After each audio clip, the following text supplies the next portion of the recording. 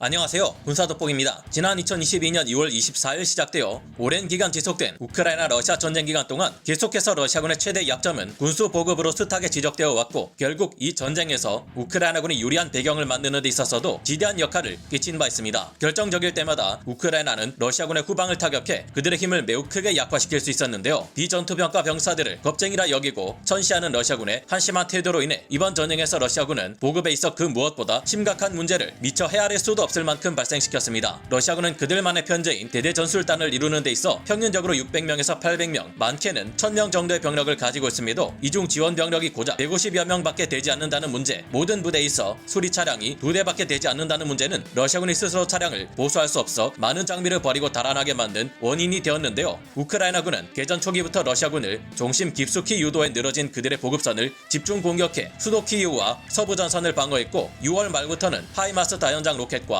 각종 장거리 포병 장비들로 러시아군의 탄약고를 집중 공격해 전쟁의 흐름을 180도 뒤바꿔 놓았습니다. 그리고 그 이후에도 우크라이나군은 전쟁의 최종 승패를 갈라놓을 겨울 대결전을 앞두고 장거리 타격 자산들과 파르티잔 등의 활약으로 러시아군의 물류 거점과 공군 기지, 전략적 요충지에 광범위한 공격을 퍼부으며 러시아 전쟁 수행 능력을 크게 약화시킨 바 있는데요. 이처럼 아군의 보급은 탄탄하게 유지하고 적의 보급을 차단하는 것은 전쟁에서 쉽게 승리할 수 있는 바탕으로 현대전에서도 자리 잡았습니다. 러시아군의 총체적인 보급 문제에 대해 일찍이 우크라이나는 물론 오늘날의 우크라이나 정예군을 만든 미국과 영국 등의 서방 세계 국가들은 입이 아프도록 지적했는데요. 이번 전쟁을 통해 특히 세계 최강 미군과 한때 세계 2위의 군사력을 지녔다는 러시아의 재래식 전력 사이에 얼마나 큰 격차가 나는지가 드러났고, 많은 요소들 중에서도 특히 군수 보급에 관한 문제가 더더욱 극명합니다. 러시아와는 정반대로 미국은 1861년 남북전쟁 이후 전쟁 기간 동안 보급이 끊긴 역사가 존재하지 않으며 너무나 넘쳐나는 군수 보급이 각종 놀라운 신기원을 보여주었는데요. 오늘은 하나하나 들을 때마다 우리의 상식을 박살내버리고 충격에 빠뜨리는 상상을 초월하는 미군의 군수보급 능력에 대해 알아보겠습니다. 전문가는 아니지만 해당 분야의 정보를 조사 정리했습니다. 본의 아니게 틀린 부분이 있을 수 있다는 점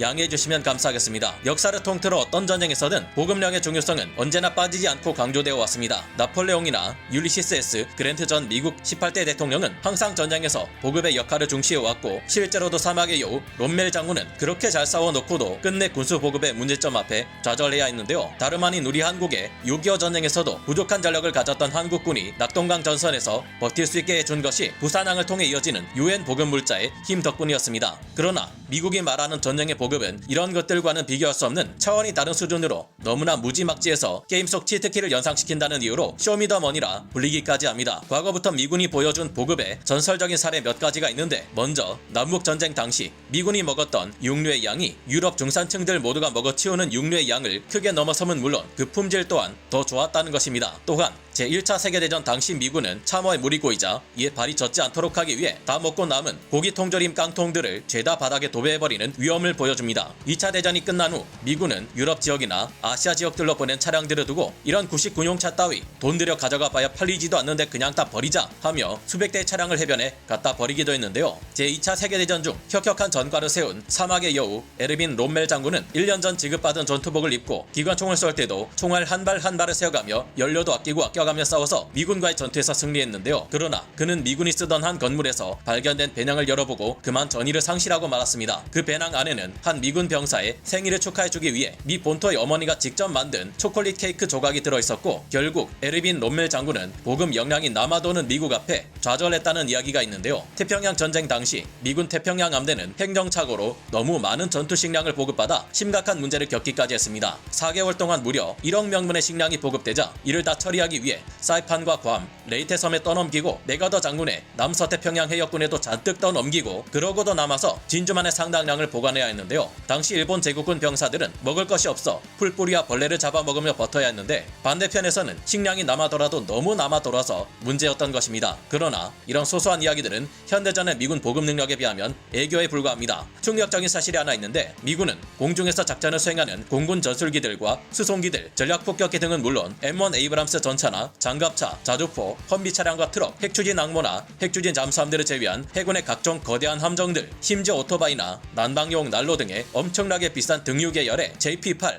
항공유만을 사용합니다. 난로 하나 떼는데 무슨 항공유를 쓰고 250m 전진하는데 연료 1리터를 소모하는 M1 에이브람스 전차에 어마어마한 항공모함 전단과 함대를 운용하는 해군 함정에까지 항공유를 사용한다니 이 무슨 정신 나간 짓인가 싶지만 그렇지 않습니다. 오히려 모든 장비에 사용되는 연료를 항공유로 통일한 것이 미국이 넘사벽 수준의 보급 능력을 가지게 된 핵심 이유 중 하나인데요. 상상이 잘 되지 않지만 전 세계를 상대로 전력을 배치하는 미군은 모든 연료를 JP8 항공유로 통일해 행정소모 비용 및 연료 수송 비용을 줄이는 것이 전체적으로 보면 더욱 효율적이고 싸게 먹히기 때문입니다. 보통 항공기들에는 항공유를 쓰고 전차나 장갑차, 트럭 등의 지상군 장비나 해군 함정들에는 좀 더 값싼 연료를 사용하는 우리 군이나 러시아군, 다른 대부분의 국가들에서는 상상하기 어려운 일인데요. 그러나 미군은 육해 공군의 모든 연료를 항공유 하나로 통일함으로써 유류를 2개에서 3개 종류로 나눌 필요 없이 한 가지만 관리할 수 있고 모든 장비에 연료의 호환이 가능하기에 군수 보급에 있어 엄청난 장점을 가지게 된다고 합니다. 가공할 수준의 규모의 경제를 달성해 그 비싸디 비싼 항공유를 모든 장비에 공급하는 것이 가능하다는 말인데요. 생각해보면 모든 자원을 미네랄과 가스 두 종류로 통일시켜 놓은 전략 시뮬레이션 게임 스타크래프트를 현실화시켜 놓은 것 같기도 합니다. 지상군 전차나 장갑차의 항공유를 지원하러 온 유류 지원 차량이 아군의 헬기는 물론 전투기에도 급유를 해줄 수 있고 적군의 공격 때문에 유류 보급 트럭 차량이 아군 부대에게 다가갈 수 없을 때도 치누크 헬기에 연료를 가득 채워 날아가 착륙한 다음 아군의 기갑 차량들의 연료를 전달해 주는 것도 가능합니다. 모든 연료를 항공유로 통일한 덕분에 비용상의 이점 외에 전술적인 이점 또한 발생합니다. 물론 항공유의 열 효율은 고작 28%에서 33% 정도밖에 되지 않아 열 효율이 40%에서 50%에 달하는 디젤 엔진에 비해 연비는 크게 떨어집니다. 하지만 항공유는 고속 운전 및 급가속에 유리하며 항공유를 이용하는 미군의 가스터빈 엔진 차량들은 경유를 사용하는 디젤 엔진 차량들에 비해 최대 출력이 훨씬 크고 출력을 증강시키는 것도 더욱 유리한 것으로 알려져 있습니다. 미 육군의 M1 에이브람스 전차는 연비는 극악을 달리지만 가스터빈 엔진을 장착한 덕분에 파워팩이 차지하는 공간을 줄일 수 있었고 남는 공간에 장갑을 더 할당해 더욱 강력한 방어력을 확보할 수 있었는데요. 디젤 엔진의 경우 멀리까지 퍼져나가는 특유의 저주파 소음이 발생하고 이를 차폐시키거나 감쇄시켜 적에게서 자신의 존재를 숨기기가 어렵습니다. 하지만 가스터빈 엔진 특유의 윙 하는 고주파 소음은 가까이에서는 시끄러울지 몰라도 디젤 엔진에 비해 멀어질수록 소음이 크게 감소되고 적에게 포착되지 않을 가능성 또한 더 늘려주는데요. 기본적으로 항공유는 비싸지만 그만큼 운용에 있어서 안정성을 더해줍니다. 공군의 전술기들이 작전을 수행하는 10km 이상의 고도에서는 외부 온도가 영하 55도를 밑돌며 공기압 또한 기상의 5분의 1밖에 되지 않습니다. 겨울이 되면 외부와 실내 온도 차이로 창문에 물방울이 맺히죠. 이처럼 높은 고도에서는 항공기에서도 아무 연료나 사용할 경우 극심하게 낮은 온도와 내부의 온도 차이 등으로 인해 침전물이나 이물질이 발생할 수 있고 이것이 연료의 필터를 막아버리는 문제가 발생할 수 있는데요. 기압이 낮은 10km 고도에서는 연료의 끓는 점이 낮아져 이를 사용하는 항공기의 내부 기계 장치에 문제를 일으킬 수도 있습니다. 이런 문제 때문에 항공유는 쉽게 불이 붙지 않도록 인하점을 높이고 얼어붙지 않도록 어는 점을 더욱 낮추고 연료 내부에 물방울이 생기지 않도록 하는 적절한 물 분리 지수를 갖추는 등 수없이 까다로운 문제를 해결해야 하기에 여러가지 첨가제가 들어가며 품질 관리 또한 매우 엄격합니다. 이런 고품질의 연료를 사용하는 만큼 JP8 항공유를 사용하는 미군의 지상 장비들이나 해군의 구축함 등도 관리가 간편할 것을 생각하면 미군이 왜 항공유로 모든 장비의 연료를 통일했는지 수긍이 가기도 합니다. 그렇지 않았을 때 발생할 수 있는 천문학적인 비용과 관리가 잘못되었을 때 발생할 수 있는 고장이나 사고는 군용 장비들에게 있어 너무나 치명적이니까요. 무엇보다 미국은 꽤나 많은 원유 매장량을 확보하고 있는 산유국이자 천연 자원을 확보하고 있는 부유한 국가이기에 큰 걱정이 없다는 점도 한몫합니다. 러시아군의 병사 1명당 보급 병력은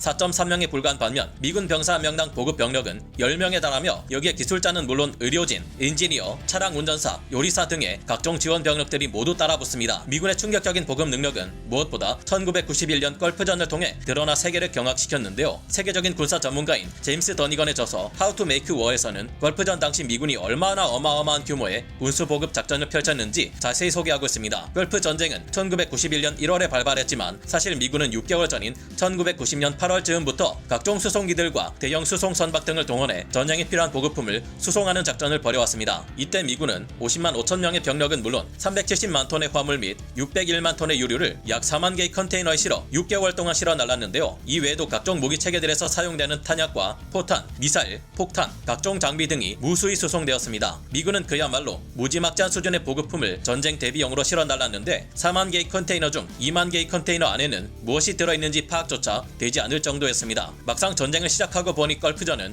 38일간의 공중폭격과 불과 100시간의 지상전 끝에 완벽한 미국의 승리로 끝나버렸는데요. 결국 과도한 보급품을 다시 본국으로 실어 나르기 위해 철수하는 데만 8개월의 시간이 걸렸습니다. 걸프전 전체를 통틀어 43일 동안 전투를 수행하기 위해 15개월 넘게 보급품을 실어 나르는 가공할 역량을 미군은 보여줬다는 것인데요. 지금까지 보여준 미군의 보급 능력만 해도 어마어마하지만 이후 발전을 거듭하고 있는 미군의 현재 보급 능력과 가까운 시일 내에 갖추게 될 보급 능력까지 내다보면 내가 지금 현실의 뉴스를 보고 있는 것인지 SF 영화를 보고 있는 것인지 헷갈릴 수준인데요. 미군의 군수 보급은 우주 공간을 이용하는 수준으로 한 차원 더 높은 수준까지 급상승하며 근미래전의 향방을 바꿔놓기까지 하고 있는데 이에 대해서도 알아볼 것이 많으니 다음 시간에 기회가 된다면 이야기해보는 것이 좋을 듯합니다. 오늘 군사 돋보기 여기서 마치고요. 다음 시간에 다시 돌아오겠습니다. 감사합니다. 영상을 재밌게 보셨다면 구독, 좋아요, 알림 설정 부탁드리겠습니다.